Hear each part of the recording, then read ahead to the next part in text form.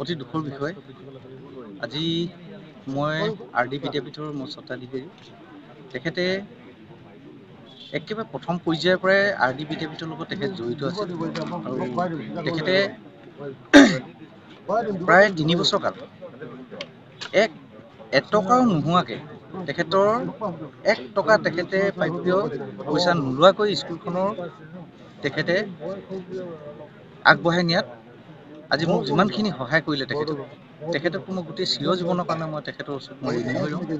আৰু তেখেতৰ যি আদৰ্শ, আজি তেখেতৰ যি শিক্ষা ব্যৱস্থাটো ইমান ধুনীয়াকৈ RD বিদ্যাপীঠে তেখেতে দি থৈ গৈছে। তেখেতৰ সেই আদৰ্শক লৈ আকৌ আমি RD বিদ্যাপীঠ আকৌ আমি আগবঢ়াই নিম। খুবেই দুখৰ বিষয়। এটা টেঙাখাত অঞ্চলৰ বাবে একেবাৰে অপূৰণীয় ক্ষতি। সাংস্কৃতিক দিশতে হওক, সামাজিক দিশতে হওক, খুব আগভাগ লোৱা এজন ব্যক্তি আছিলে। আৰু ব্যক্তিগতভাৱে মই ককাইদেউৰ লগত প্ৰায় 20 বছৰ ধৰি বিভিন্ন ধৰণৰ অনুষ্ঠানে জড়িত হৈ আছিলোঁ আৰু খুব সঘনাই আমাৰ কথাও হৈছিল। তেখেতৰ বাতৰিটো মই কালি ৰাতিপুৱাই খুব মৰ্মাহত হৈছোঁ আৰু তেখেতৰ বিদেহী আত্মাত আজিৰ সময়ত চিৰশান্তি কামনা কৰিছোঁ আৰু তেখেতৰ পৰিয়ালবৰ্গক মই সমবেদনা জ্ঞাপন কৰিছোঁ। ধন্যবাদ। এই মুহূৰ্তত ভাষা নাই ক'বলৈ। আমি সোণোৱাল কছাৰী সমাজখনৰ লগতে বৃহত্তৰ অসমীয়া জাতিটোৱে এগৰাকী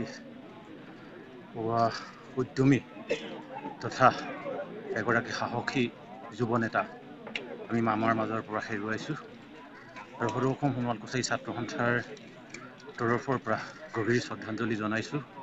শোকসন্তপ্ত পৰিয়ালবৰ্গলৈ আমাৰ সমবেদনা জ্ঞাপন কৰিছোঁ আৰু আমি আশা ৰাখিছোঁ তেখেতৰ বিদেহী আত্মাই যাতে চিৰশান্তি লাভ কৰে আৰু আমাক তেওঁ যি স্থানৰ পৰা আছে সেই স্থানৰ পৰাই যাতে আমাক সুদৃষ্টিৰে চাই সেই আশা প্ৰকাশ কৰিছোঁ।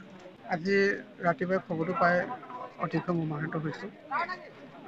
প্ৰয়াত দিগন্ত হাজৰিকা সোণোৱাল কছাৰী সাহিত্য সভাৰ অন্যতম সম্পাদক আছিলে।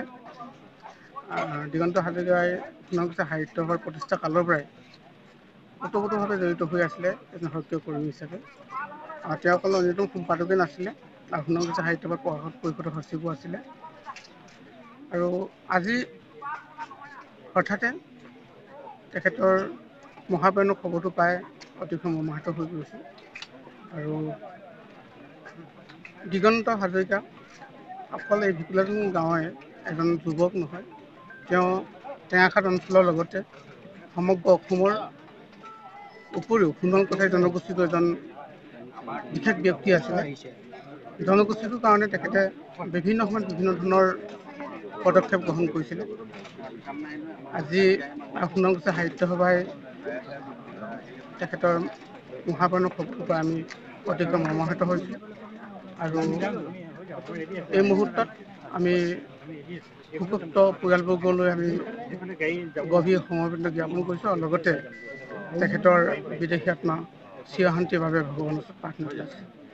আমাৰ মেদঙীয়া গায়ন-বায়ন সন্থা নামৰ এই গাঁৱলীয়া সংস্কৃতিটো উত্তৰণতে সংৰক্ষণ আৰু সংবৰ্ধনৰ ক্ষেত্ৰত দিগন্ত হাজৰিকাই 2019 চনৰ প্ৰতিষ্ঠা কালৰে পৰা যি নিষ্ঠাৰূপে সংগঠনটো উত্তৰণৰ সৈতে জড়িত থাকি এই সংগঠনটো সদৌ অসম ভিত্তিত গঢ় দিয়ালৈকে যি এটা নিষ্ঠা সহকাৰে ইয়াতে দায়িত্ব পালন কৰি সংগঠনটোক এতিয়া জনমানসত উচ্চ শিৰ কৰিব পৰাকৈ অসম চৰকাৰৰ দৃষ্টি আকৰ্ষণ কৰিব পৰাকৈ যি এক ইতিবাচক ভূমিকা ল'লে, আমি ভাবোঁ আজি দিগন্ত হাজৰিকাৰ মৃত্যুৱে আমাৰ এই যিটো উত্তৰণৰ ইতিহাস এটা সুকীয়া ধৰণৰ এটা স্থবিৰতা আনি দিছে। কাৰণ তেওঁ কৰ্তব্যক দায়িত্ব হিচাপে পালন কৰিব পৰা জনা আৰু তেওঁৰ জীৱনৰ আদৰ্শটোৱেই হ'ল কৰ্তব্যপৰায়ণ, যি কাম নিদিয়ক লাগে তাক নিষ্ঠা সহকাৰে কৰে।